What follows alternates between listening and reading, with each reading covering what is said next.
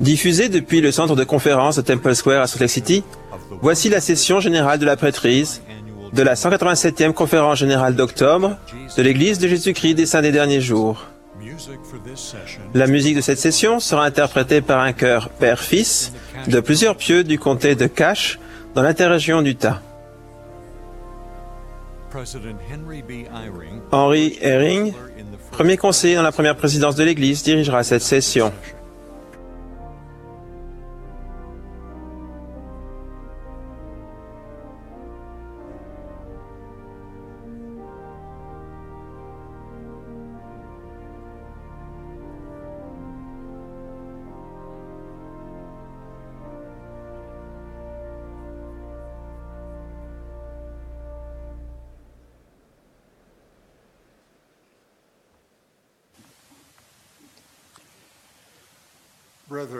Frères, nous vous souhaitons la bienvenue à la session générale de la prêtrise de la 187e conférence générale d'octobre de l'Église de Jésus-Christ des Saints des Derniers Jours.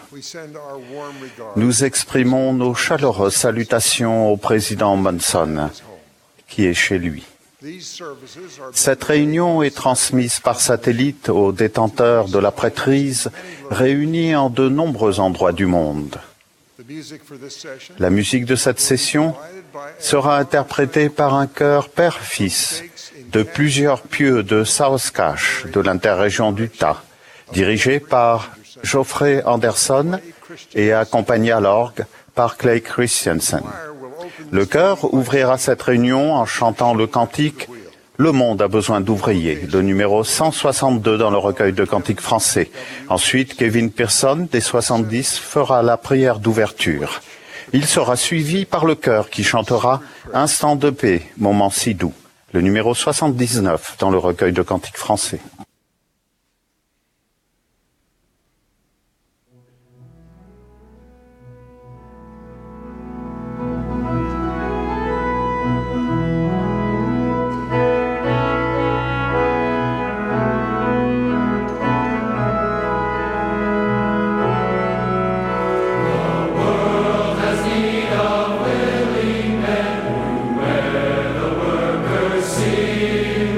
Come help the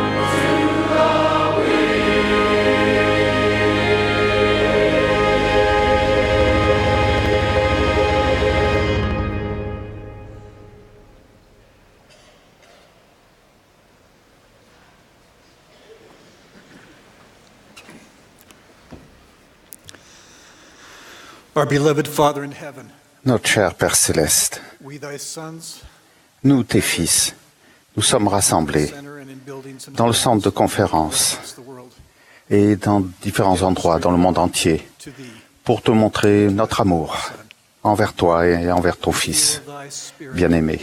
Nous ressentons hear thy voice, l'Esprit chosen servants. et We're nous grateful avons hâte for the d'entendre tes restoration serviteurs of the choisis. ordinances of the holy Melchizedek Nous sommes reconnaissants pour le rétablissement des clés de la prêtrise association, et nous t'exprimons notre reconnaissance pour ceux qui détiennent ces clés. sustain them. Nous les aimons et nous les Pray soutenons. this hour that President Monson Nous prions Elder pour le président Monson will feel of our love and our pour qu'il ressente notre amour, in their behalf. notre foi et nos prières. We ask a special blessing on Nous the te demandons une bénédiction spéciale who will participate in this conference. pour tous ceux qui participeront à cette conférence, Conviction and clarity will come pour to the qu'il y ait un esprit de conviction et that they et are que cela, loved and that que they nous will have ressentions confidence and determination to keep thy l'amour, qu'ils aient le désir de garder tes commandements, Pray de as we listen to the marcher en justice devant toi. that our Nous hearts prions aussi pour les orateurs et pour que nous-mêmes nous soyons, que nos cœurs soient remplis de foi et de plus grand désir de servir toi et ton Fils. Nous prions maintenant pour que sacred name, le Saint-Esprit soit présent Jesus Christ. pendant cette réunion, au nom sacré de Jésus-Christ. Amen.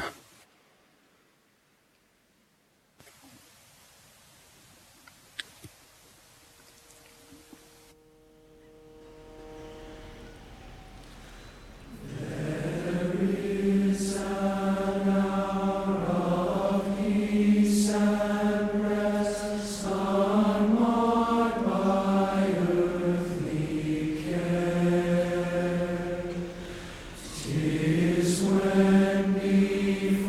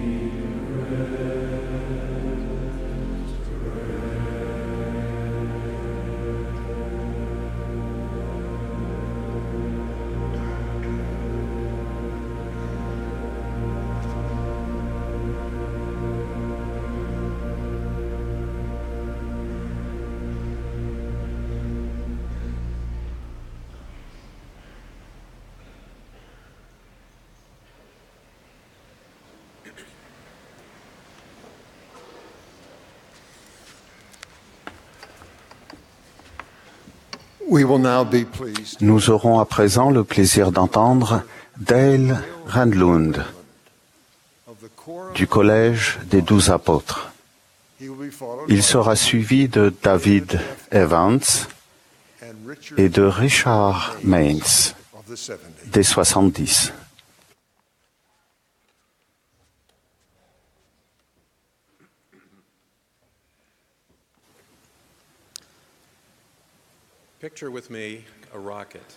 Imaginez avec moi une fusée qu'on déplace vers un pas de tir pour la préparer au lancement. Maintenant, représentez-vous la mise à feu. Le carburant, brûlé de manière contrôlée, est converti en un gaz chaud qui est expulsé, fournissant la poussée nécessaire pour propulser la fusée dans l'espace. Finalement, représentez-vous le chargement ou la cargaison qui est installé au sommet de la fusée.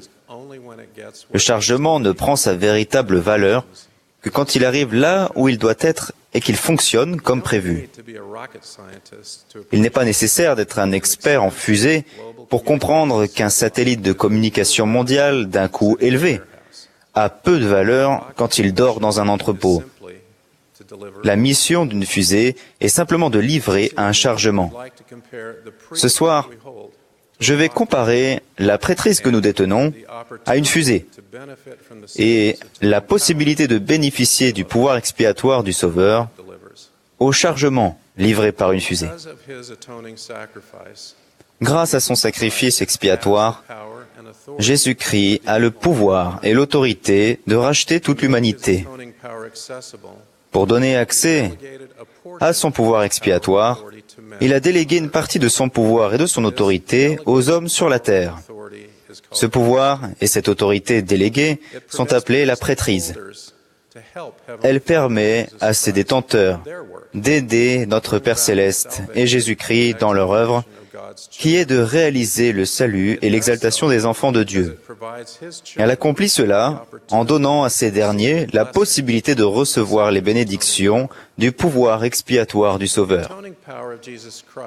Le pouvoir expiatoire de Jésus-Christ est essentiel parce que aucun de nous ne peut retourner à son foyer céleste sans aide. Dans la condition mortelle, nous commettons tous des fautes et violons les lois de Dieu. Nous sommes entachés par le péché et ne pouvons pas être autorisés à retourner vivre en la présence de Dieu. Nous avons besoin du pouvoir expiatoire du Sauveur pour pouvoir être réconciliés avec notre Père Céleste. Jésus-Christ a rompu les liens de la mort physique, permettant ainsi à tous de ressusciter. Il offre le pardon des péchés, à condition que nous obéissions aux lois et aux ordonnances de son évangile. Grâce à lui, l'exaltation est offerte. La possibilité de bénéficier du pouvoir expiatoire du Sauveur est le chargement le plus important de la création. Pour que les desseins de notre Père Céleste s'accomplissent, le pouvoir expiatoire du Christ doit être rendu accessible aux enfants de Dieu. La prêtrise apporte ces possibilités. C'est la fusée. La prêtrise est essentielle parce que les ordonnances et les alliances nécessaires sur la terre ne sont administrées que par son autorité. Quel serait le but de la prêtrise si elle n'apportait pas la possibilité de bénéficier du pouvoir expiatoire du Sauveur? Ne serait-elle qu'une fusée de feux d'artifice complexe qui attire l'attention? L'intention de Dieu est que la prêtrise ne soit pas utilisée que pour une classe le dimanche ou comme une occasion de service. Il veut qu'elle livre son chargement. Des défauts mineurs sur une fusée peuvent causer l'échec de la mission. Des joints fragiles ou une faiblesse matérielle peuvent entraîner le dysfonctionnement d'une fusée. Donc, métaphoriquement parlant, pour préserver la prêtrise de joints fragiles et d'une faiblesse matérielle, Dieu protège sa transmission et son utilisation.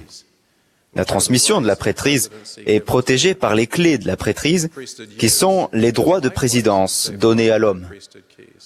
De même, l'utilisation de la prêtrise est non seulement protégée par des clés, mais également par les alliances que contracte le détenteur de la prêtrise. Ainsi, l'utilisation de la prêtrise est gouvernée par les clés de la prêtrise et les alliances. L'autorité de la prêtrise, donnée individuellement à un homme, n'est pas indépendante de lui. La prêtrise n'est pas la source amorphe d'un pouvoir autonome. Les prêtrises d'Aaron et de Melchisédek sont toutes deux reçues par alliance. Dieu en définit les termes et l'homme les accepte. En termes généraux, les détenteurs de la prêtrise font alliance d'aider Dieu dans son œuvre. Au début de cette dispensation, Jésus-Christ a expliqué « L'alliance de la prêtrise est confirmée sur vous à cause de vous, et pas seulement à cause de vous, mais à cause du monde entier, parce qu'ils ne viennent pas à moi. » Cela enseigne que le but de la prêtrise est d'inviter les autres à aller au Christ en les aidant à recevoir l'Évangile rétabli. Nous avons la prêtrise pour aider les enfants de notre Père Céleste à se débarrasser du fardeau du péché et à devenir semblables à lui. Grâce à la prêtrise, le pouvoir de la divinité se manifeste dans la vie de toutes les personnes qui contractent et respectent les alliances de l'Évangile et reçoivent les ordonnances qui leur sont associées. C'est la manière dont l'humanité va au Christ, est purifiée et réconciliée avec Dieu. Le pouvoir expiatoire du Christ est rendu accessible grâce à la prêtrise qui livre son chargement. Les alliances avec Dieu sont sérieuses et solennelles. Un homme doit s'y préparer, les étudier et les contracter avec l'intention de les honorer. Une alliance est un engagement de soi. Pour paraphraser le dramaturge anglais Robert Bolt, un homme ne fait une alliance que quand il veut donner une dimension exceptionnelle à son engagement vis-à-vis d'une promesse. Il établit un lien d'identité entre la véracité de sa promesse et sa propre vertu. Quand un homme fait une alliance, il se retient lui-même comme il retiendrait de l'eau dans ses mains formant une coupe. Et s'il ouvre ses doigts, il ne peut espérer se retrouver. Une personne qui a rompu son alliance n'a plus sa personne à engager, ni de garantie à offrir. Un détenteur de la prêtrise d'Aaron fait alliance d'éviter le mal, d'aider les autres à se réconcilier avec Dieu et de se préparer à recevoir la prêtrise de Melchisédek. Il s'acquitte de ses responsabilités sacrées quand il enseigne, baptise et fortifie les membres de l'Église et invite les autres à accepter l'Évangile. Ce sont là ses fonctions de fusée. En retour, Dieu promet l'espérance, le pardon, le ministère d'ange et les clés de l'Évangile, du repentir et du baptême. Un détenteur de la prêtrise de Melchisédek fait alliance de s'acquitter des responsabilités associées à la prêtrise d'Aaron et de magnifier son appel dans la prêtrise de Melchisédek. Il le fait en obéissant aux commandements associés à l'alliance. Ces commandements consistent à prêter une attention diligente aux paroles de la vie éternelle, en vivant par toute parole qui sort de la bouche de Dieu, à rendre témoignage de Jésus-Christ et de son œuvre des derniers jours, à ne pas se vanter de lui-même et à devenir l'ami du Sauveur, se confiant en lui, comme le ferait un ami. Dieu promet en retour que le détenteur de la prêtrise de Melchisédek recevra les clés pour comprendre les mystères de Dieu, deviendra parfait pour pouvoir se tenir en sa présence. Il sera capable de remplir son rôle dans l'œuvre du salut. Jésus-Christ préparera le chemin devant le détenteur de la prêtrise et sera avec lui. Le Saint-Esprit sera dans le cœur du détenteur de la prêtrise et des anges le soutiendront. Son corps sera fortifié et renouvelé. Il deviendra héritier des bénédictions d'Abraham et avec sa femme, co-héritier avec Jésus-Christ du royaume de notre Père Céleste. Ce sont là de très grandes et précieuses promesses. On ne peut en imaginer de plus grandes. À chaque homme qui reçoit la prêtrise de Melchisédek, Dieu affirme les promesses de son alliance par un serment. Ce serment ne se rapporte qu'à la prêtrise de Melchisédek, Et c'est Dieu qui fait le serment, pas le détenteur de la prêtrise. Parce que cette situation unique fait appel à son autorité et à son pouvoir divin, Dieu utilise un serment, employant le langage le plus puissant qu'il peut pour nous assurer de la nature immuable et irréversible de ses promesses. De graves conséquences s'ensuivent quand on rompt les alliances de la prêtrise ou qu'on s'en détourne. Être négligent ou apathique dans un appel de la prêtrise revient à introduire une faiblesse matérielle dans un composant de fusée. Cela met en danger l'alliance de la prêtrise parce que cela peut conduire à l'échec de la mission. La désobéissance au commandement de Dieu rompt l'alliance. Les bénédictions promises sont refusées à une personne qui rompt perpétuellement ses alliances et ne se repent pas. Il y a plusieurs années, j'ai compris plus pleinement la relation entre la fusée prêtrise et le chargement, possibilité de bénéficier du pouvoir expiatoire du Christ. Un week-end, j'avais 2 tâches à accomplir. L'une était de créer le premier pieu d'un pays, l'autre, d'avoir un entretien avec un jeune homme, et si tout était en ordre, de lui restituer ses bénédictions de la prêtrise et du temple. Cet homme de 30 ans était devenu membre de l'Église à la fin de l'adolescence. Il avait fait une mission honorable. Mais après son retour de mission, il s'était égaré et avait perdu son statut de membre de l'Église. Au bout d'un certain nombre d'années, il était rentré en lui-même et avec l'aide de dirigeants de la prêtrise aimants et de membres bienveillants, il s'était repenti et avait été réadmis dans l'Église par le baptême. Plus tard, il a demandé la restitution de ses bénédictions de la prêtrise et du temple. Nous avons fixé un rendez-vous à l'Église le samedi matin à 10 heures. Quand je suis arrivé pour les entretiens qui avaient lieu plus tôt, il était déjà là. Il était si impatient d'avoir de nouveau la prêtrise qu'il ne pouvait pas attendre. Au cours de notre entretien, je lui ai montré la lettre expliquant que le président Monson avait étudié personnellement sa demande et avait autorisé l'entretien. Ce jeune homme, par ailleurs stoïque, a pleuré. Je lui ai dit ensuite que la date de notre entretien n'aurait pas de signification officielle dans sa vie. Il a eu l'air perplexe. Je l'ai informé qu'après que je lui aurais restitué ses bénédictions, sur son certificat de membre, ne figureraient que les dates originelles de son baptême, de sa confirmation, de son ordination à la prêtrise et de sa dotation. Il a sangloté de nouveau. Je lui ai demandé de lire un passage de Doctrine et Alliance. Voici, celui qui s'est repenti de ses péchés est pardonné. Et moi, le Seigneur, je ne m'en souviens plus. C'est à ceci que vous saurez si un homme se repent de ses péchés. Voici, il les confessera et les délaissera. Pour la 3e fois, ses yeux se sont remplis de larmes. J'ai ensuite mis mes mains sur sa tête, et au nom de Jésus-Christ, et par l'autorité de la prêtrise de Melchisédek, et avec l'autorisation du président de l'Église, j'ai rétabli ces bénédictions de la prêtrise et du temple. La joie qui nous a envahis était profonde. Il savait qu'il était de nouveau autorisé à détenir et à exercer la prêtrise de Dieu. Il savait que ces bénédictions du temple étaient de nouveau pleinement effectives.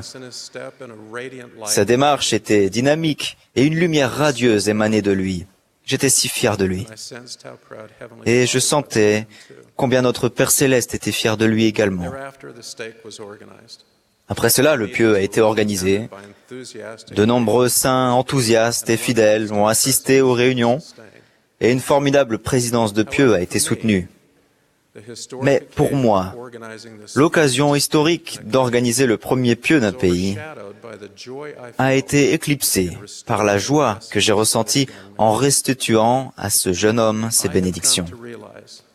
J'ai pris conscience qu'organiser un pieu ou utiliser la prêtrise de Dieu de quelque manière que ce soit a pour objectif d'assister notre Père Céleste et Jésus-Christ dans leur œuvre, qui consiste à donner la possibilité de la rédemption et de l'exaltation à chacun des enfants de Dieu.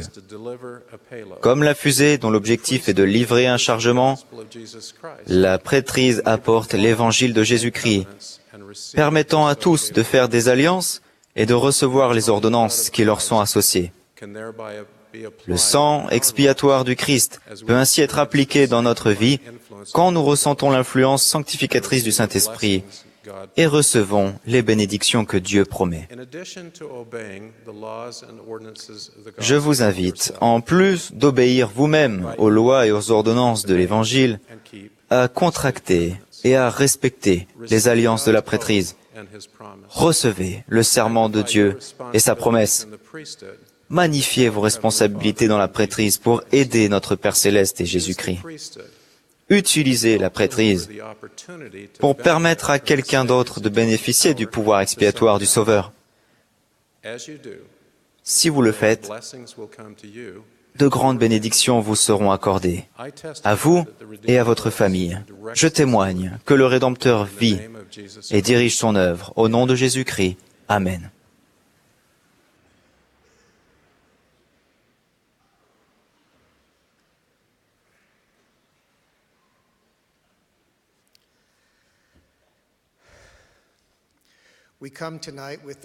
Nous sommes venus ce soir avec l'espérance et la foi que d'une façon ou d'une autre, nous repartirons fortifiés et bénis par le Saint-Esprit qui enseigne la vérité.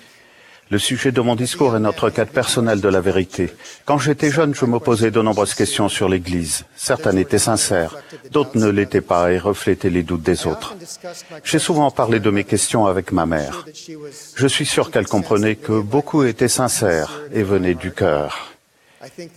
Je pense qu'elle était un peu déçue des questions qui étaient moins sincères et portaient plus à controverse. Mais elle ne m'a jamais rabroué à cause de mes questions. Elle m'écoutait et essayait d'y répondre. Lorsqu'elle estimait qu'elle avait dit tout ce qu'elle pouvait et j'avais encore des questions, elle disait « David, c'est une bonne question. Lorsque tu fais des recherches, lis et prie pour trouver la réponse. Pourquoi ne fais-tu pas les choses que tu sais devoir faire et n'arrêtes-tu pas de faire celles que tu sais ne pas devoir faire ?» C'est devenu mon modèle pour ma recherche de la vérité. Par l'étude, la prière et le respect des commandements, j'ai découvert qu'il y a des réponses à toutes mes questions importantes. J'ai aussi compris que pour certaines questions, il faut continuellement avoir la foi, la patience et la révélation. Ma mère m'a responsabilisé dans le développement de ma foi et la recherche de mes réponses. Elle savait que les réponses importantes me seraient données si je cherchais la vérité de la façon prescrite par notre Père Céleste. Elle savait que je devais trouver la vérité. Elle savait que je devais faire preuve de sincérité dans mes questions et être disposé à agir conformément à ce que je savais déjà être vrai. Elle savait que je devais étudier, prier et acquérir une plus grande patience tandis que je recherchais les réponses du Seigneur. La disposition à être patient fait partie de notre recherche de la vérité et du modèle établi par le Seigneur pour révéler la vérité. Avec le temps, j'ai compris que ma mère m'enseignait le modèle établi par notre Père Céleste pour rechercher la vérité. La foi a grandi, les réponses ont commencé à venir et j'ai accepté un appel en mission. Au début de ma mission, il y a eu un moment où je me suis rendu compte que je devais savoir si l'Église était vraie et si Joseph Smith était un prophète de Dieu. J'ai ressenti ce que le président Monson a exprimé si clairement lors de notre dernière conférence générale. Si vous n'avez pas un témoignage ferme de ces choses, faites le nécessaire pour en obtenir un.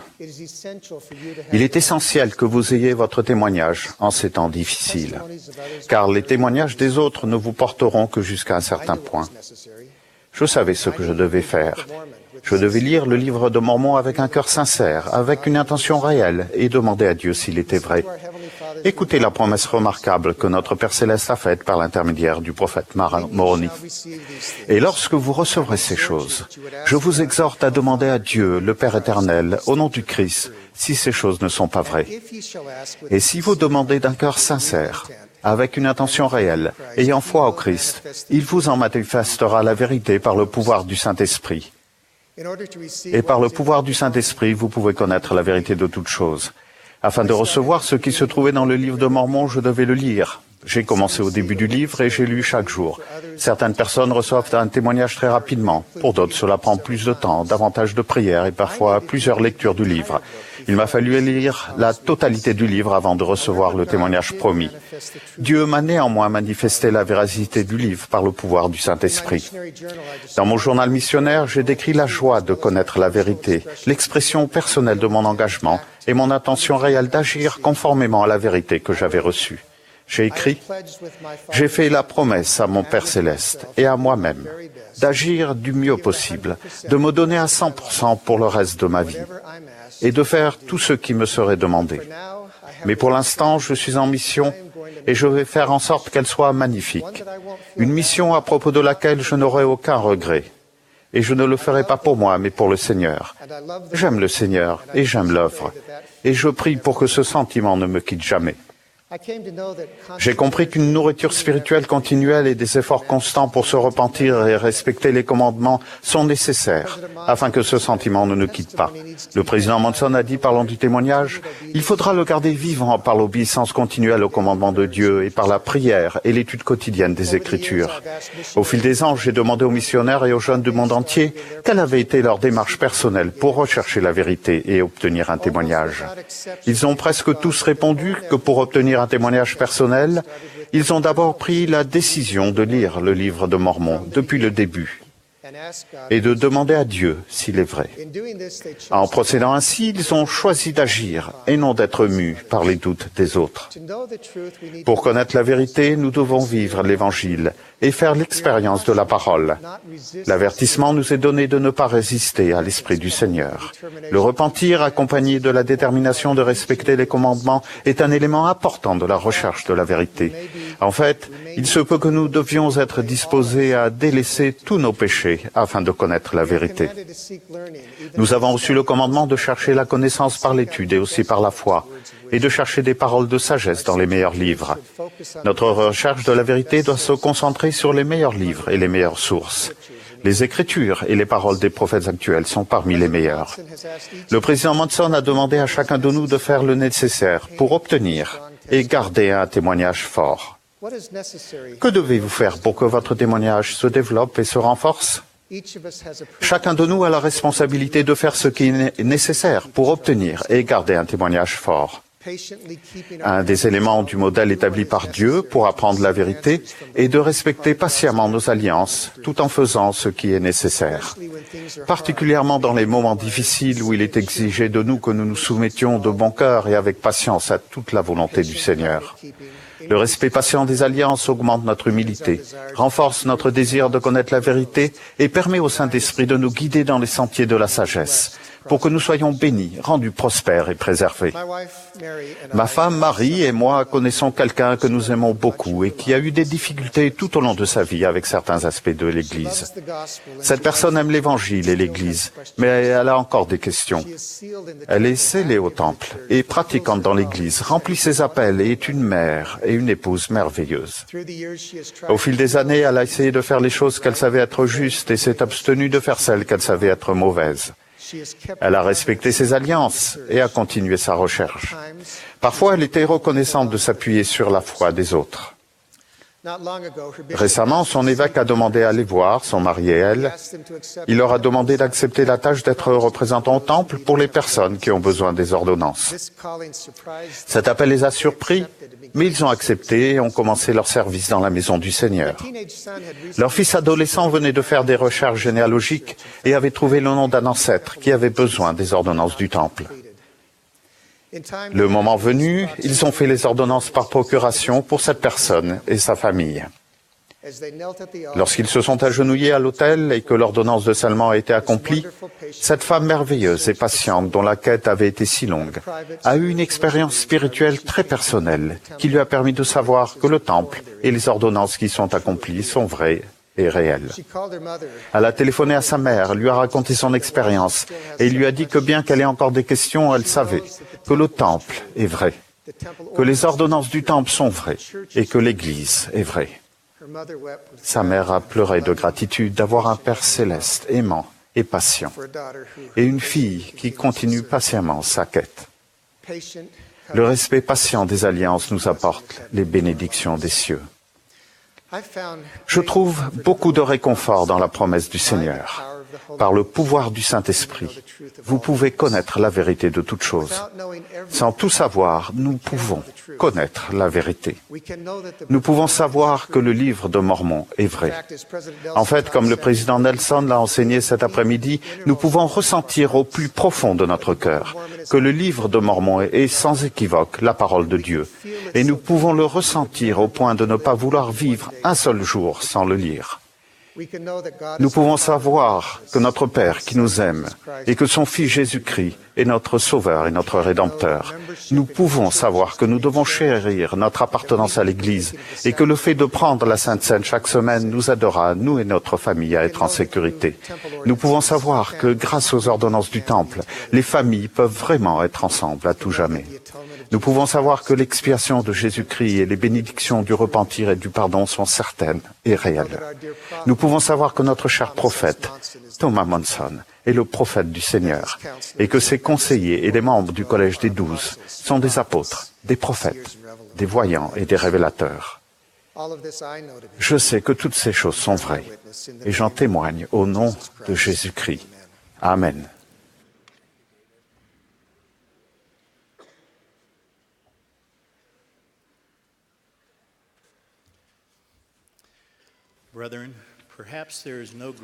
Mes frères, peut-être n'y a-t-il pas de plus grand compliment que nous puissions recevoir du Seigneur que de savoir qu'il a confiance, que nous serons de dignes détenteurs de la prêtrise, de bons maris et de bons pères. Une chose est sûre, gagner la confiance du Seigneur est une bénédiction qui nécessite un grand effort de notre part. La confiance est une bénédiction basée sur l'obéissance aux lois de Dieu. Gagner la confiance du Seigneur est le résultat de la fidélité aux alliances que nous avons contractées dans les eaux du baptême et dans le Saint-Temple. Lorsque nous tenons nos promesses faites au Seigneur, sa confiance en nous grandit. J'aime à la fois les Écritures anciennes et modernes qui utilisent l'expression « intégrité de cœur » pour décrire le caractère d'une personne juste. L'intégrité, ou le manque d'intégrité, est un élément fondamental de la personnalité. Les hommes au cœur intègre sont des hommes de confiance, parce que la confiance est fondée sur l'intégrité. Être un homme intègre signifie simplement que nos intentions, ainsi que nos actions, sont pures et justes dans tous les aspects de notre vie, en public comme en privé. Par chaque décision que nous prenons, nous méritons un peu plus ou un peu moins la confiance de Dieu. Ce principe se manifeste peut-être le plus clairement dans nos responsabilités divines de mari et de père.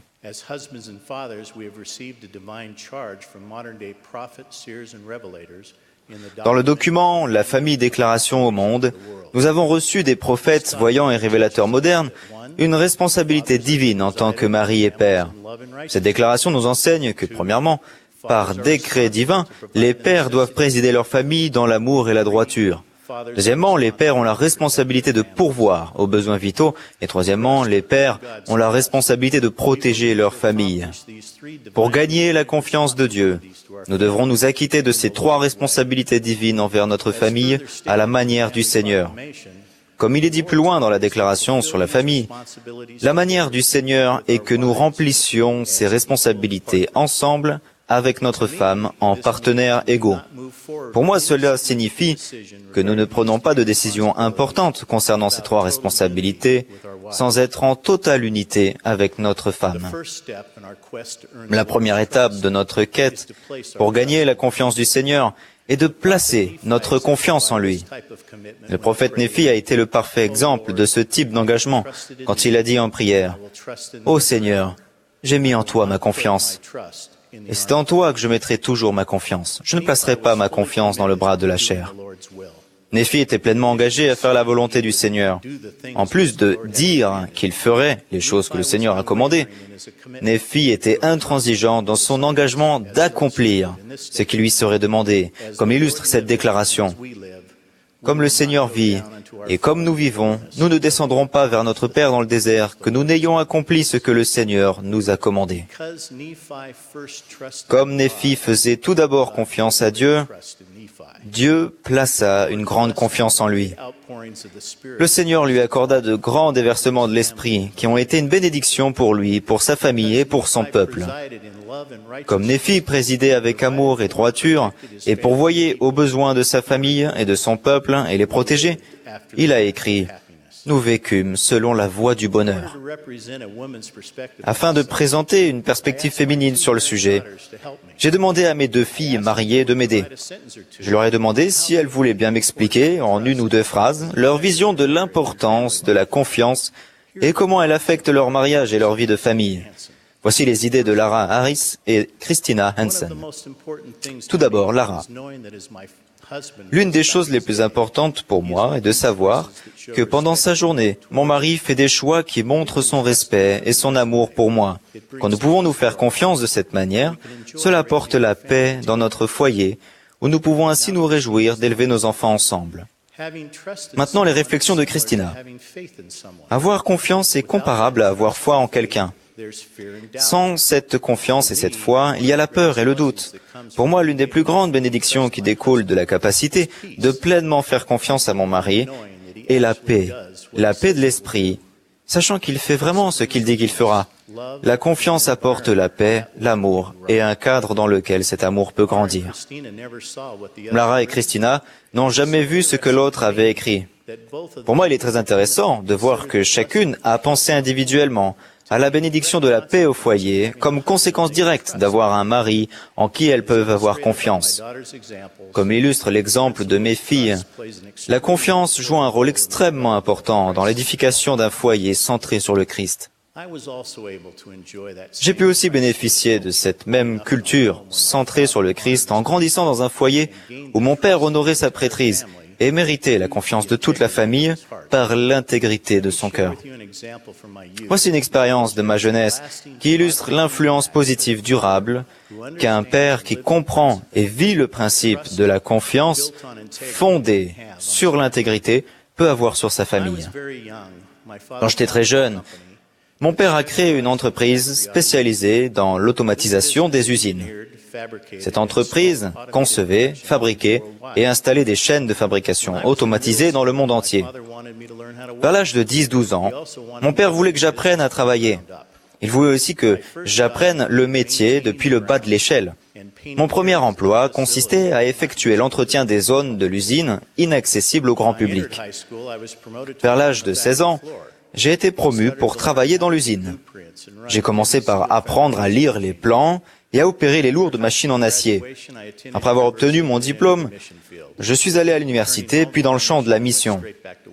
De retour de mission, je suis immédiatement retourné au travail. J'avais besoin de gagner de l'argent pour les dépenses de l'année universitaire suivante. Un jour, peu de temps après ma mission, je travaillais dans l'usine quand mon père m'a appelé dans son bureau et m'a demandé si j'aimerais l'accompagner à Los Angeles pour un voyage d'affaires. C'était la première fois qu'il m'invitait à l'accompagner pour un voyage d'affaires. En fait, il voulait que je l'accompagne pour l'aider à promouvoir l'entreprise auprès d'un nouveau client. Avant de partir, il m'a donné quelques détails sur ce nouveau client potentiel. Premièrement, le client était une entreprise multinationale. Deuxièmement, elle modernisait ses chaînes de production au niveau mondial, avec la dernière technologie d'automatisation. Troisièmement, notre entreprise ne lui avait jamais fourni de services d'ingénierie ni de technologie. Et finalement, son responsable des achats avait organisé ce rendez-vous pour revoir l'offre que nous lui avions faite concernant un nouveau projet. Ce rendez-vous représentait un débouché nouveau et potentiellement important pour notre entreprise. À notre arrivée à Los Angeles, mon père et moi sommes allés à l'hôtel où nous devions rencontrer le responsable de l'entreprise. Le premier point de l'ordre du jour était de discuter et d'analyser les caractéristiques de conception du projet. Le point suivant concernait les détails de fonctionnement dont la logistique et les dates de livraison. Le dernier point était principalement les prix et les termes du contrat. C'est là que les choses sont devenues intéressantes. Le responsable de l'entreprise nous a expliqué que notre proposition était la moins chère des offres qu'ils avaient reçues pour le projet. Puis, il nous a curieusement donné le montant du deuxième appel d'offres le moins cher. Après quoi, Il nous a demandé si nous serions prêts à reprendre notre proposition et à la soumettre de nouveau. Il a dit que notre nouveau devis devrait être de peu inférieur à l'autre offre, plus élevée. Puis il a expliqué que nous partagerions à parts égales avec lui la différence. Il a justifié sa proposition en disant que tout le monde serait gagnant. Notre entreprise aurait beaucoup à gagner parce que nous obtiendrons beaucoup plus d'argent qu'avec notre première offre. Son entreprise serait gagnante parce qu'elle bénéficierait toujours de l'offre la moins chère. Et bien sûr, il serait gagnant en prenant sa marge parce qu'il aurait permis la conclusion d'une excellente affaire. Puis il nous a donné un numéro de boîte postale où nous pourrions lui envoyer l'argent qu'il réclamait. Après tout cela, il a regardé mon père et a demandé « Alors, marché conclu ?»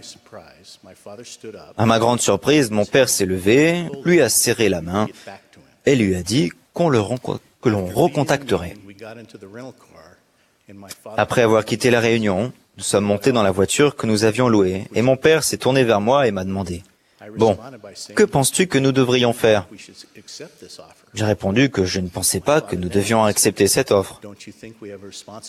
Mon père m'a ensuite demandé « Ne penses-tu pas que nous avons une responsabilité envers nos employés de maintenir un carnet de commandes bien rempli ?» Pendant que je réfléchissais à sa question, et avant que je puisse donner ma réponse, il a répondu lui-même à sa question. Il a dit « Écoute, Rick, une fois que tu acceptes un pot de vin, ou transiges sur ton intégrité, il est très difficile de faire machine arrière. Ne le fais jamais, même pas une fois. Le fait que je raconte cette expérience signifie que je n'ai jamais oublié ce que mon père m'a enseigné lors de ce premier voyage d'affaires avec lui. Je raconte cette expérience pour illustrer l'influence durable que nous avons en tant que père. Vous pouvez imaginer la confiance que j'avais dans mon père, du fait de l'intégrité de son cœur. Il a vécu ces mêmes principes en privé avec ma mère, ses enfants et toutes les personnes qu'il côtoyait. Mes frères, ce soir, je prie pour que nous placions avant tout notre confiance dans le Seigneur, comme Néphi l'a montré. Puis, par l'intégrité de notre cœur, gagnons la confiance du Seigneur, ainsi que celle de notre femme et de nos enfants. Si nous comprenons et mettons en pratique ce principe sacré de confiance fondé sur l'intégrité, nous serons fidèles à nos alliances sacrées. Nous présiderons aussi dans notre famille avec amour et droiture, pourvoyant à ses besoins vitaux et à sa protection contre les maux du monde. Je témoigne humblement de ces vérités. Au nom de Jésus-Christ. Amen.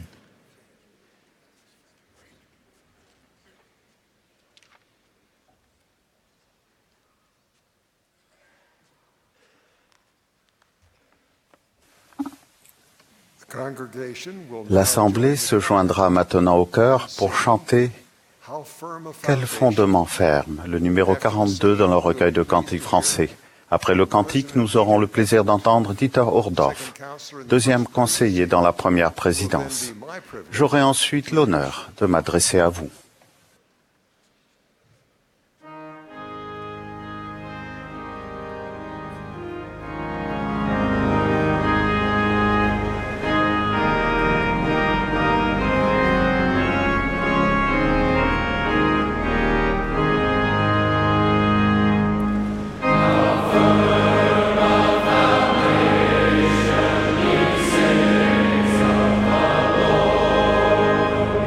Say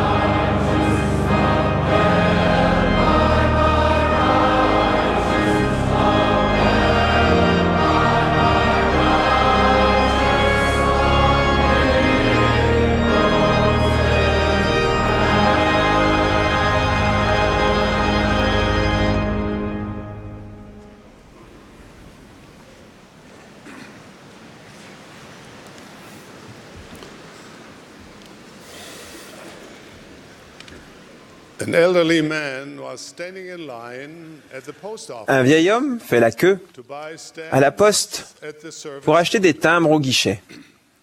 A young woman noticed that he Une jeune femme remarque qu'il marche avec difficulté et propose de lui montrer comment les acheter from à un distributeur save time.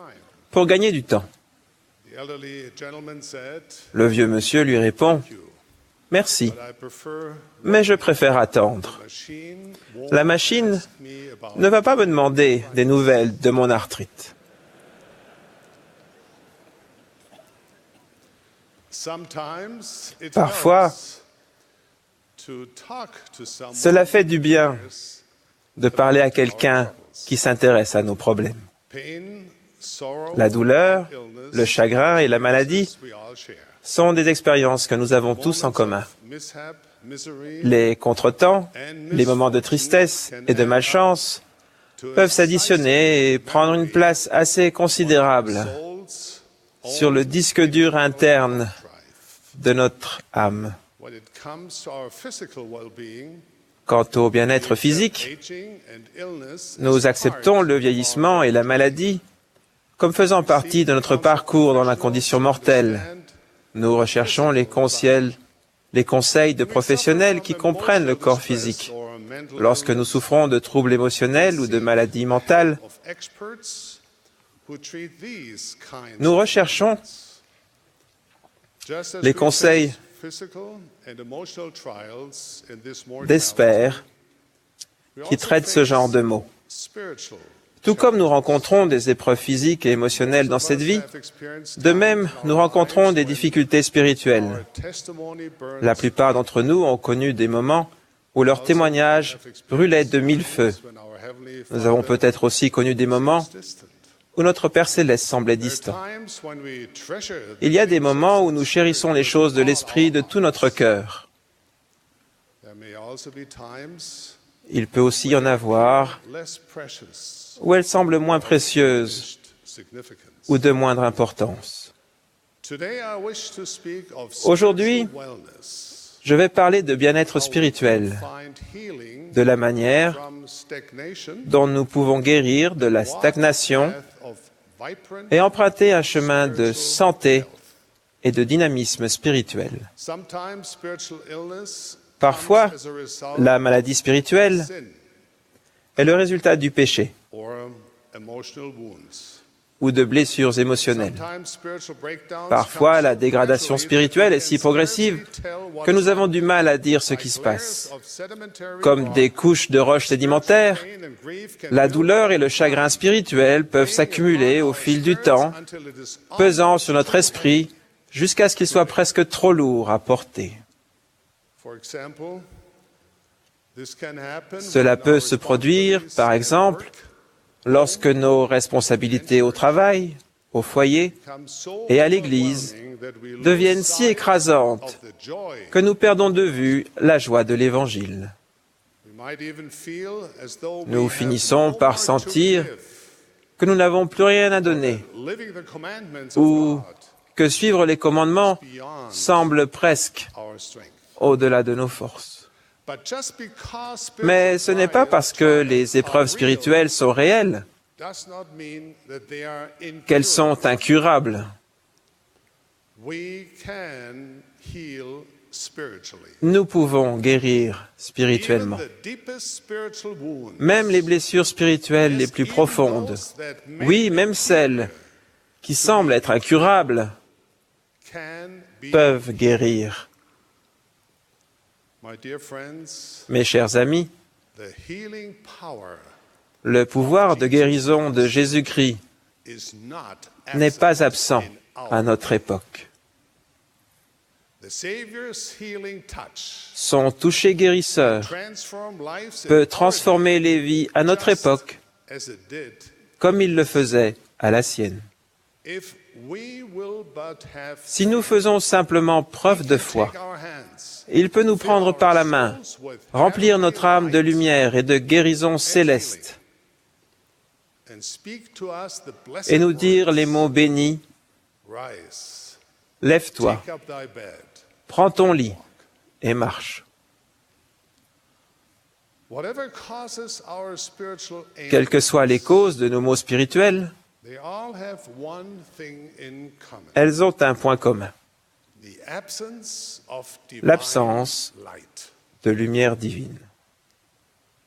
Darkness reduces our Les ability ténèbres to see réduisent notre clearly. capacité de voir clairement. It dims our vision of that Elles réduisent which notre was vision de ce one qui était time autrefois plain and clear. simple et clair.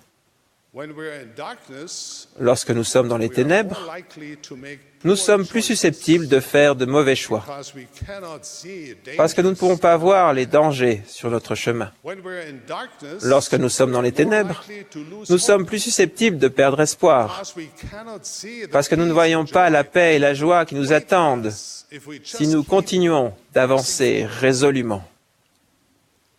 light, on the other À hand, l'inverse, allows us to la see lumière nous permet de voir les choses really are. telles qu'elles sont réellement.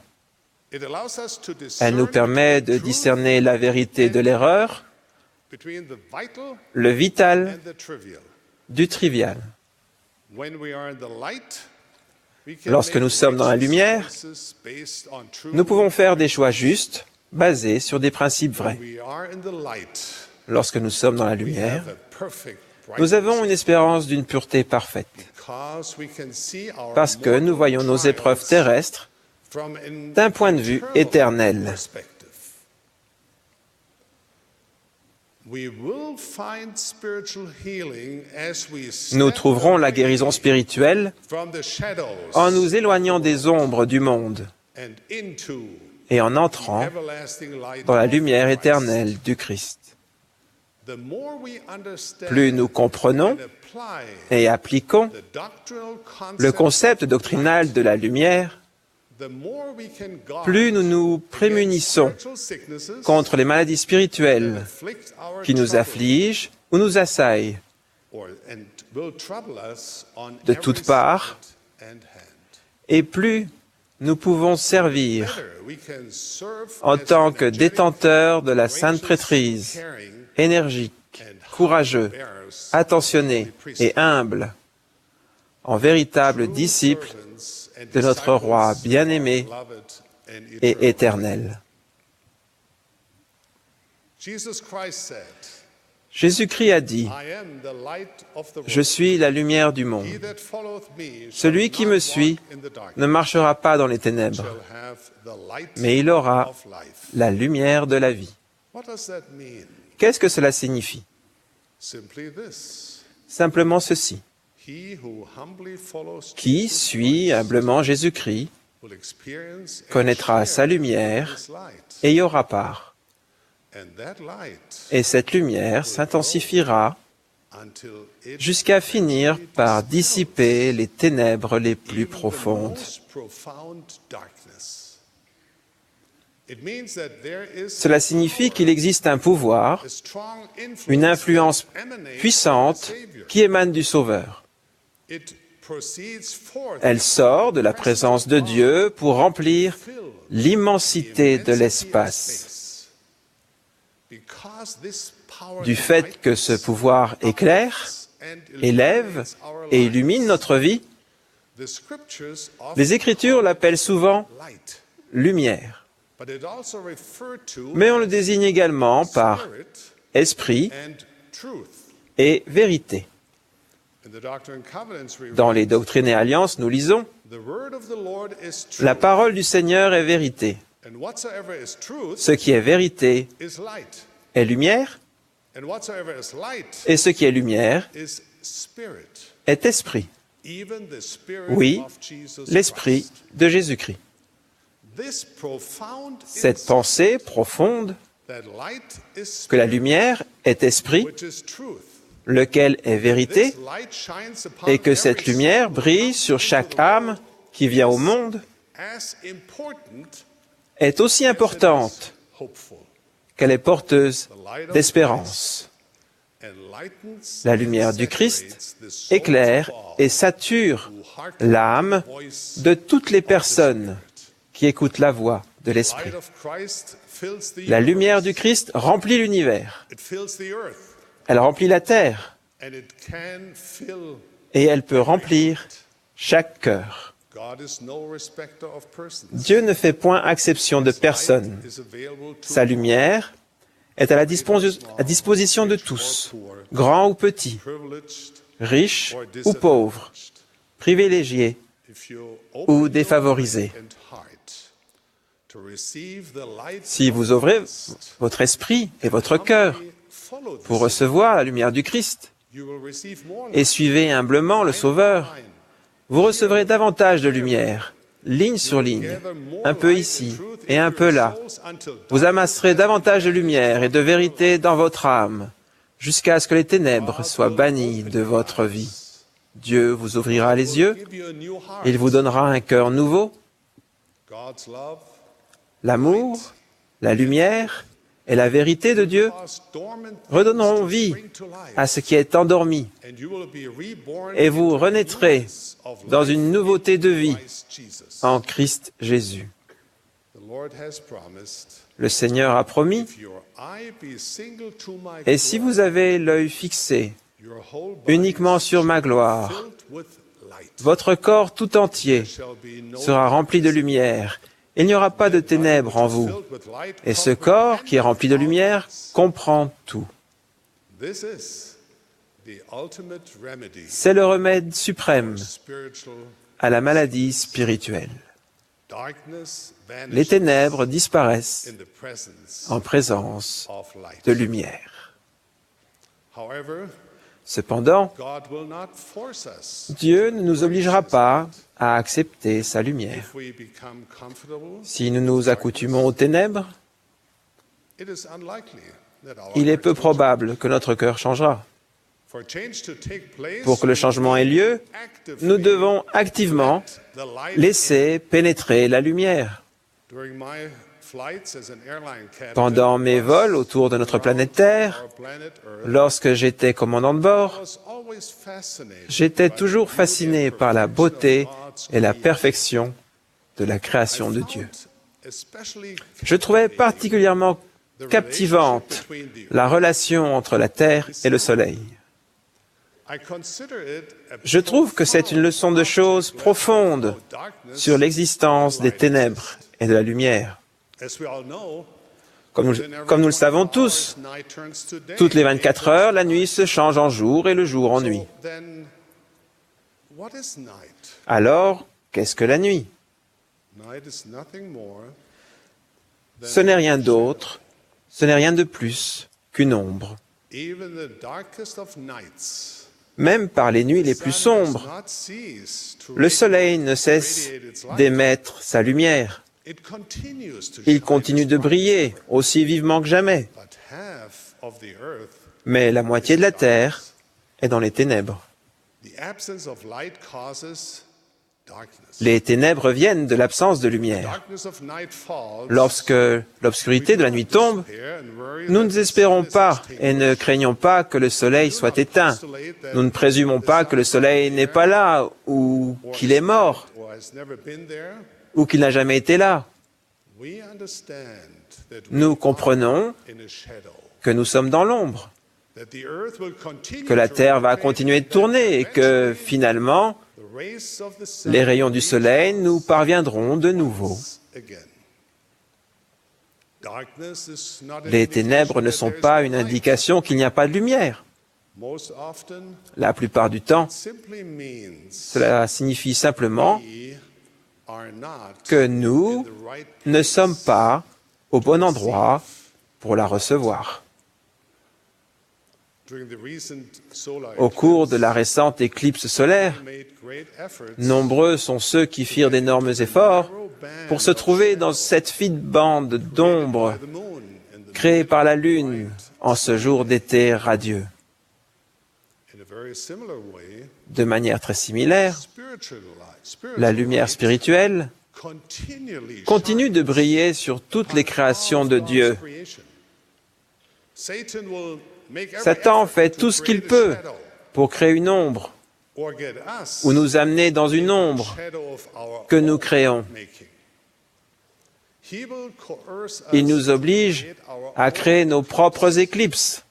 He will push us into Il nous the pousse darkness dans les ténèbres de of sa his caverne. cavern. Les ténèbres spirituelles peuvent tirer un voile d'oubli, même autour des personnes qui un jour marchaient dans la lumière et se réjouissaient dans le Seigneur. Néanmoins, même dans les moments les plus sombres, Dieu entend nos supplications humbles lorsque nous prions. Seigneur, je crois, viens au secours de mon incrédulité. À l'époque d'Alma, beaucoup avaient du mal à accepter les choses spirituelles, et à cause de leur incrédulité, la lumière et la vérité de Dieu ne pouvaient pas pénétrer leur âme. Et ils avaient le cœur endurci. Frères, c'est à nous d'être au bon endroit pour voir la lumière et la vérité divine de l'évangile de Jésus-Christ et les ressentir.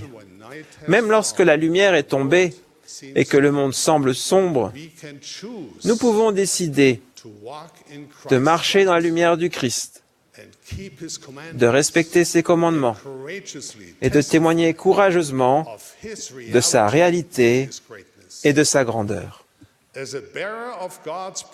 En qualité de détenteur de la prêtrise de Dieu, de la prêtrise de Melchizedek et de la prêtrise d'Aaron, et en tant que disciple de Jésus-Christ, vous êtes un porteur de lumière. Continuez de faire ce qui, vous le savez, nourrira sa lumière divine. Élevez votre lumière et qu'elle luise ainsi devant les hommes, non pas pour qu'ils vous voient et vous admirent, mais afin qu'ils voient vos bonnes œuvres et glorifient votre Père qui est dans les cieux. Mes chers frères, vous êtes des instruments entre les mains du Seigneur, avec l'objectif d'apporter la lumière et la guérison à l'âme des enfants de notre Père céleste. Peut-être ne vous sentez-vous pas qualifié pour guérir les personnes qui sont malades spirituellement, pas plus qu'un employé de la poste n'est qualifié pour soulager l'arthrite. Peut-être avez-vous vous-même des difficultés spirituelles. Néanmoins, le Seigneur vous a appelé. Il vous a donné l'autorité et la responsabilité de tendre la main aux personnes dans le besoin. Il vous a doté du pouvoir sacré de sa prêtrise pour apporter la lumière dans les ténèbres et pour édifier et bénir les enfants de Dieu. Dieu a rétabli son Église et son évangile précieux qui guérit l'âme blessée. Il a préparé la voie qui mène au bien-être spirituel, pour que vous trouviez le remède à la stagnation et avanciez vers la santé et le dynamisme spirituel. Chaque fois que vous tournez votre cœur vers Dieu en humble prière,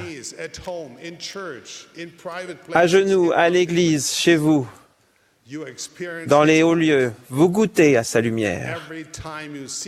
Chaque fois que vous recherchez sa parole et à sa volonté dans les Écritures, dans le livre de Mormon et dans tout ce que Dieu nous a donné, la lumière devient plus brillante. Chaque fois que vous remarquez quelqu'un dans le besoin et sacrifiez votre confort pour lui tendre la main avec amour, la lumière grandit et s'amplifie. Chaque fois que vous rejetez la tentation et choisissez la pureté, chaque fois que vous recherchez et accordez le pardon, chaque fois que vous témoignez courageusement de la vérité, par vos actions et vos paroles, la lumière chasse les ténèbres et attire d'autres personnes qui la cherchent aussi. Cherchent la lumière et la vérité aussi. Pensez à vos expériences personnelles, au moment où vous serviez Dieu et vos semblables et où la lumière divine brillait dans votre vie. Par exemple, dans le Saint-Temple, à la table de Sainte Seine, or in a quiet moment dans un moment paisible de méditation et de prière, family gatherings, dans vos réunions de famille or doing an act of ou dans un priestly geste de service de la prêtrise, as a father, as a friend. en tant que mari, Share those en tant que moments père, with family, friends, and en especially tant with qu'ami. our youth, with Parlez our de young ces moments avec votre famille, Never forget, vos amis et surtout, our young people are n'oubliez pas, seeking avec nos light, jeunes qui recherchent la lumière, and they need to hear from you ils doivent vous entendre dire that with this light and qu'avec cette lumière comes hope viennent l'espérance et la guérison, in a world full of darkness. même dans un monde plein de ténèbres. Happiness, La lumière du Christ apporte l'espérance, le bonheur et la guérison de toutes les blessures ou maladies spirituelles. who experience this Les personnes qui connaissent son influence purificatrice deviennent des instruments entre les mains de la lumière du monde to give light, pour éclairer les autres. they will feel what Elles éprouveront ce que le roi Lamoni a éprouvé. this light had infused such Cette lumière joy into his soul, avait infusé darkness of darkness, une telle joie dans son âme que la nuée de ténèbres avait été dissipée life was et lit que la lumière de la vie éternelle in his soul. était allumée dans son âme. My dear brethren, my dear friends, it is our quest Mes chers frères, mes chers amis, notre quête until consiste à rechercher le Seigneur jusqu'à ce que sa lumière de la vie éternelle brûle de mille feux en nous becomes et que notre témoignage devienne sûr et fort, even in the midst of même darkness. au milieu des ténèbres. It is my prayer and blessing Je prie et je vous bénis that you will succeed pour in fulfilling your que vous destiny réussissiez à accomplir votre destinée de détenteur de la prêtrise du Dieu Tout-Puissant always be et de porteur joyeux of his heaven de sa lumière céleste. in the sacred name Au nom sacré de notre Maître, of Jesus Christ. au nom de Jésus-Christ. Amen.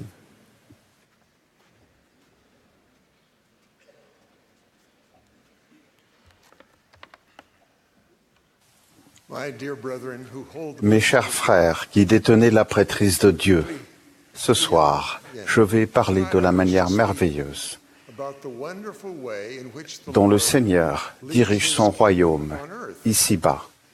Now you already know the Vous connaissez déjà les principes fondamentaux. confirm them to you as I go through them. Cela vous a été confirmé par le Saint-Esprit. Jesus Christ Premièrement, is the head of the church. Jésus-Christ est le chef de l'Église sur toute la terre. Deuxièmement, il la dirige aujourd'hui Speaking to men, en parlant à des hommes appelés comme prophètes and he does it through revelation. par révélation.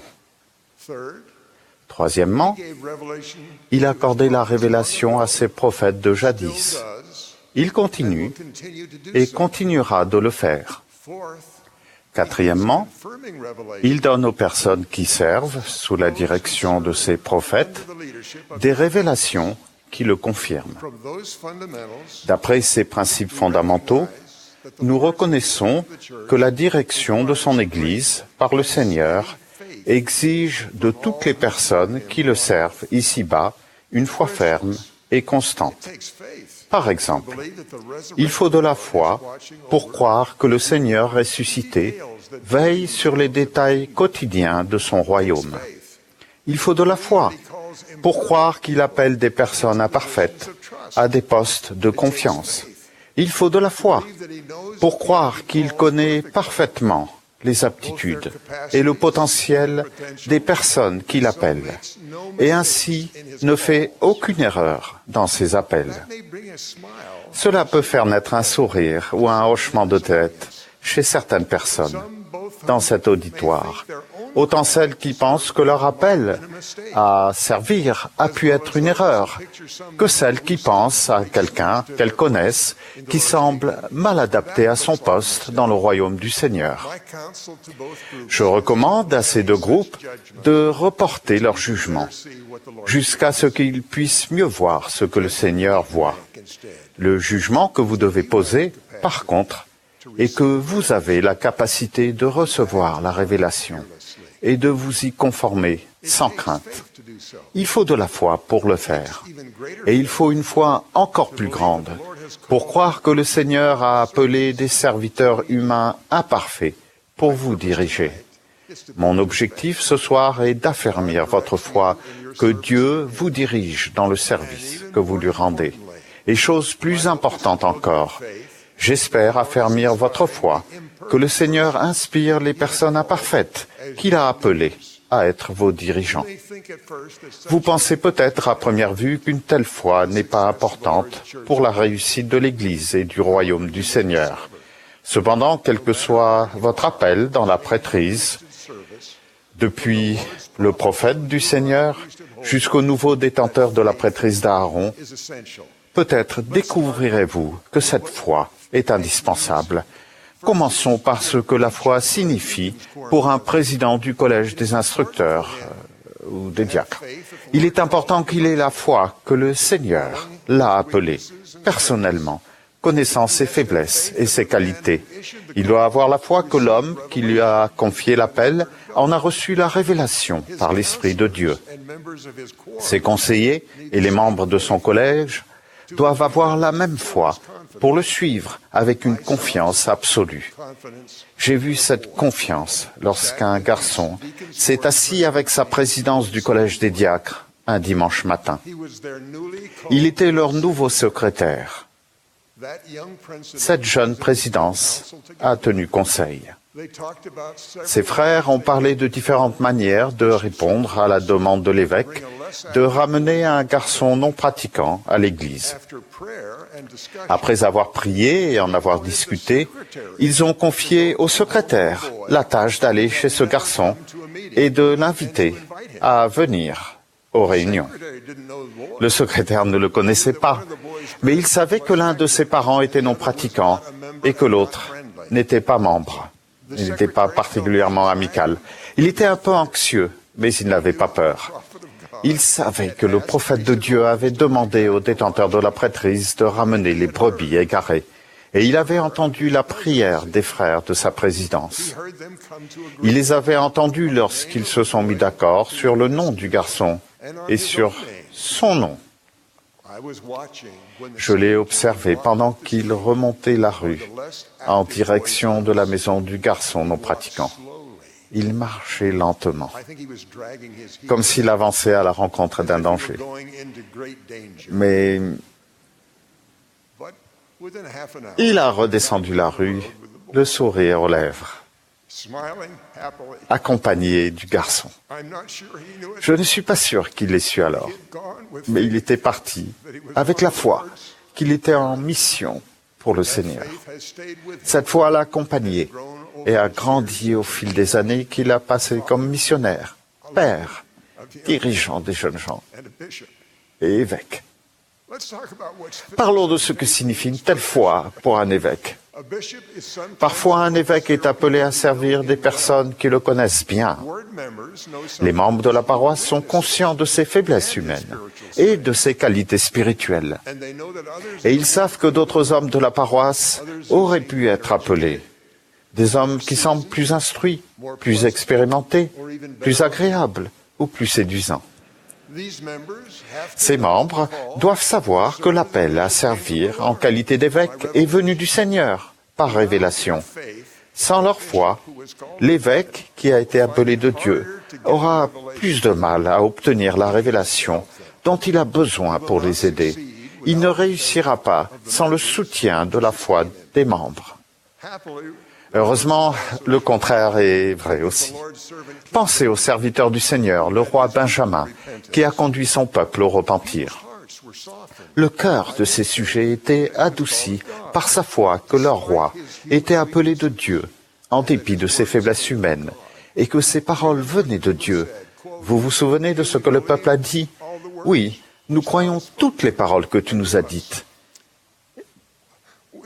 Et aussi, nous savons qu'elles sont sûres et vraies, à cause de l'Esprit du Seigneur, omnipotent, qui a produit un grand changement en nous, ou dans notre cœur, de sorte que nous n'avons plus de disposition à faire le mal, mais à faire continuellement le bien.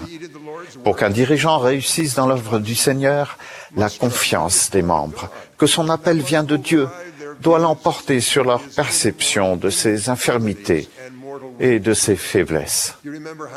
Vous vous souvenez de la manière dont le roi Benjamin a expliqué son rôle de dirigeant?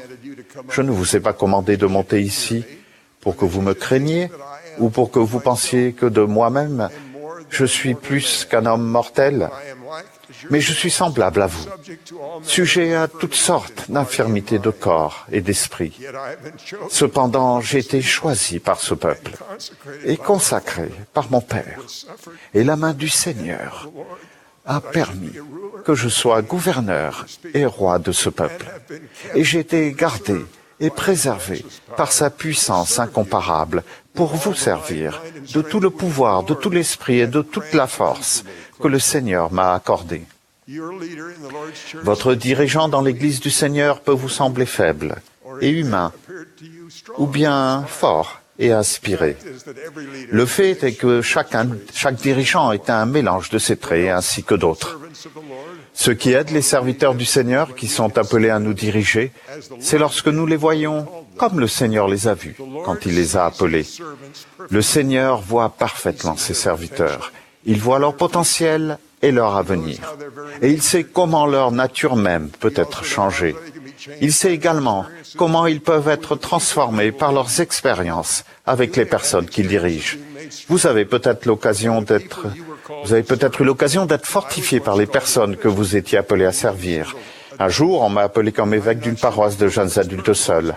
Je ne suis pas certain de savoir si le Seigneur avait davantage en vue les changements que je pouvais opérer chez eux ou les changements qu'il savait qu'eux opéreraient chez moi.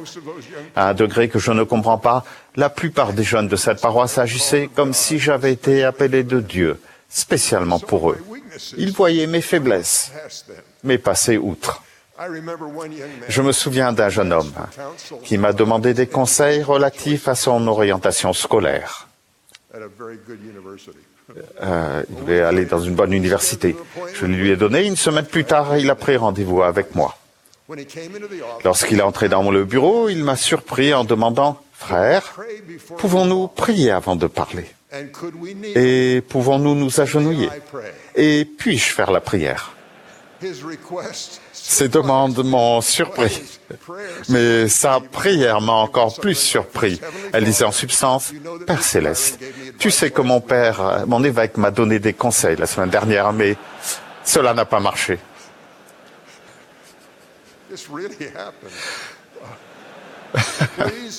S'il te plaît, inspire-le afin qu'il sache ce que je dois faire maintenant. Cela peut vous faire sourire, mais pas moi. Ce garçon savait déjà ce que le Seigneur voulait qu'il fasse, mais il honorait l'appel d'évêque dans l'Église du Seigneur. Et il voulait peut-être que j'aie l'occasion d'acquérir une plus grande confiance en ma faculté de recevoir la révélation dans cet appel. Cela a marché. Dès que nous nous sommes relevés puis assis, la révélation m'est parvenue. Je lui ai dit ce que, selon moi, le Seigneur voulait qu'il fasse. Il n'avait que 18 ans à l'époque, mais spirituellement, il était mûr. Il savait déjà qu'il n'avait pas besoin de consulter un évêque pour un problème de ce genre, mais il avait appris à soutenir le serviteur du Seigneur, même dans sa faiblesse humaine. Plus tard, il est devenu président de Pieux. Il a gardé en mémoire la leçon que nous avions apprise ensemble. Si vous avez la foi que le Seigneur dirige son Église par la révélation aux serviteurs imparfaits qu'il appelle, il leur ouvrira les écluses des cieux, ainsi qu'à vous. Cette expérience m'a appris que la foi des personnes que nous servons nous apporte parfois plus de révélation dans le service du Seigneur que ne le fait notre foi. J'en ai tiré une autre leçon. Si ce garçon m'avait jugé sur les mauvais conseils que je lui avais donnés la première fois, il ne serait jamais venu m'en redemander. Ainsi, en choisissant de ne pas me juger, il a reçu la confirmation qu'il désirait. Encore une autre leçon tirée de cette expérience qui m'a bien servi. Pour autant que je chasse, il n'a jamais dit à personne dans la paroisse que je ne lui avais pas donné de bons conseils au début. S'il l'avait fait, il aurait pu affaiblir la foi d'autres membres de la paroisse en l'inspiration de l'évêque. J'essaie de ne pas juger les serviteurs du Seigneur, ni de parler de leurs faiblesses apparentes.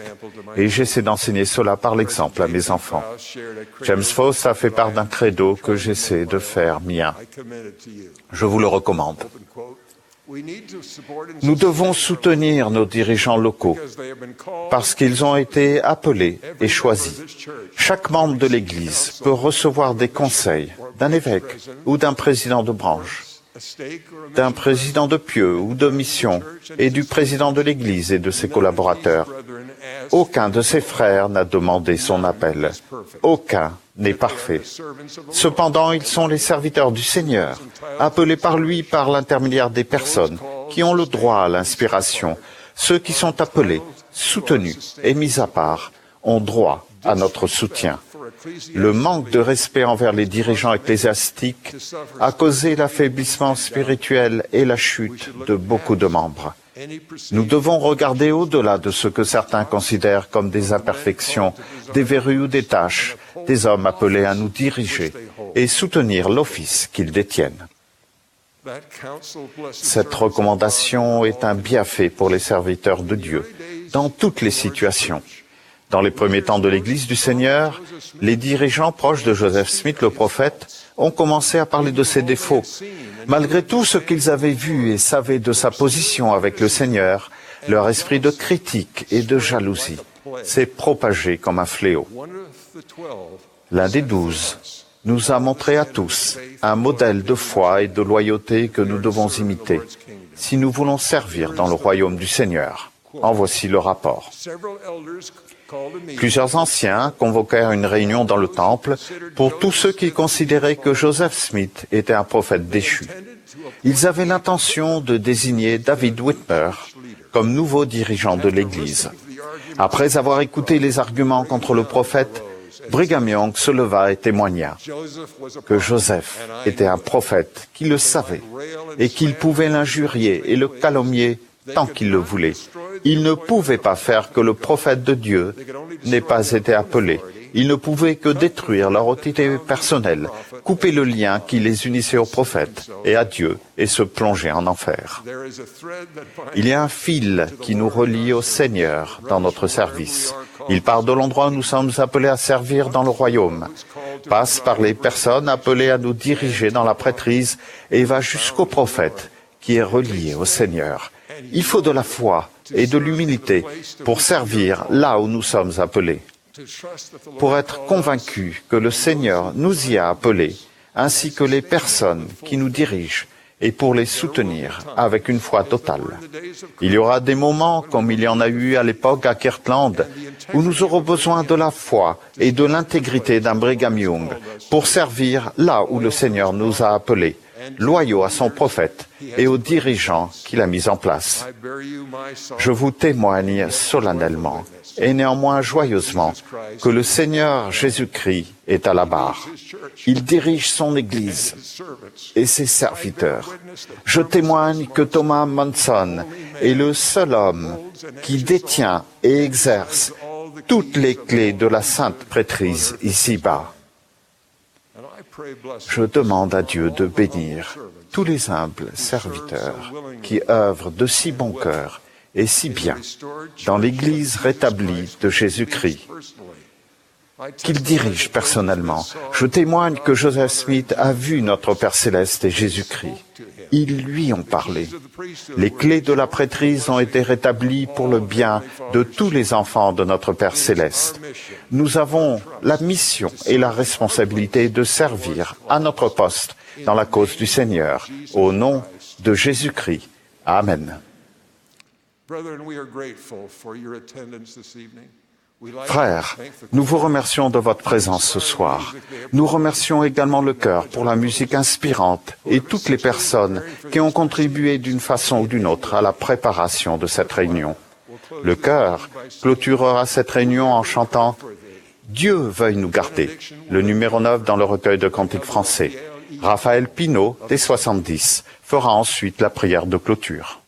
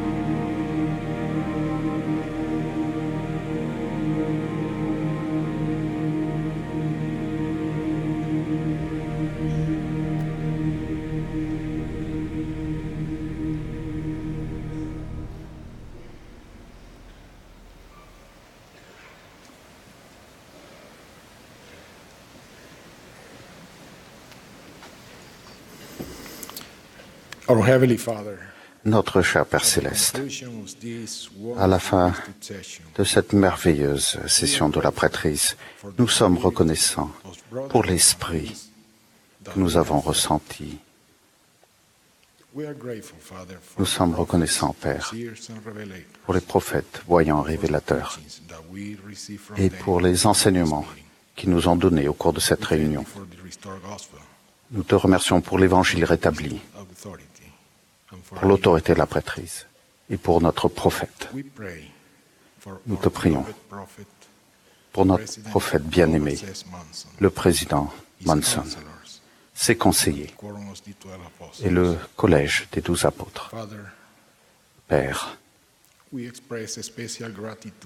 nous t'exprimons notre reconnaissance pour ton Fils, Jésus-Christ, et pour l'occasion de le servir. Nous sommes reconnaissants pour son invitation de venir à lui, d'aller à lui. Et nous disons cela au nom de Jésus-Christ. Amen.